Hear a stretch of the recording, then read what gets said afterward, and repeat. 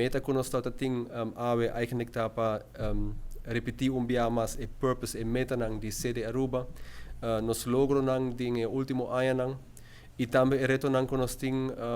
como organização pero também como área social ding e tempo nang difícil no momento nang aqui nós repetir mas e meta sede Aruba tá uma organização que financia e sostener proyectos en nuestra comunidad, más tanto iniciativa que bem for de nuestro pueblo mes o for de organización que no está gobierno. Nós está haciendo aqui do de donar fundo nos mes of do de intermediar e busca fundo internacional, más tanto que samenwerkende fondsen, tu nos partners mais grande, pero também mais e mais outra organização internacional, União Europeia, pero também companhia local e internacional. Durante nós estamos contentos que nós podemos anunciar e mostrar que nos últimos 4 anos, cada ano financiamento de projetos a crescer, financiamento do sede mês, mas também de nossos partners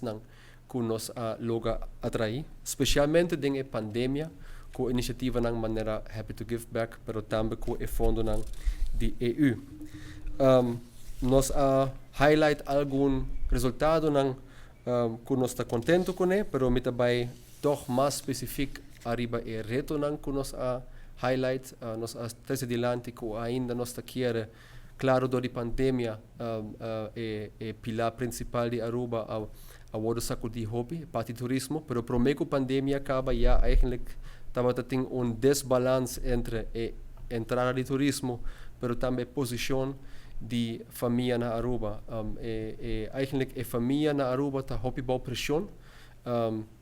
como família bota responsável para lanta boiu e bota responsável para cuidar bo grande e o mercado laboral e o sistema com Aruba está trabalhando, não está donando espaço para eigenlijk funcionar optimal como família. Então, hobby viaja é organização social e social sector tem que carga e consequência e tem que solucionar o problema que não está começar pero está começar de desbalance. Então nós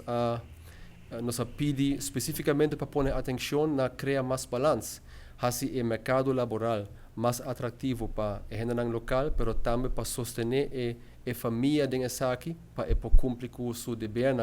mirando que o retorno que nós temos bom de nossa juventude, pero também bom de nosso adulto maior.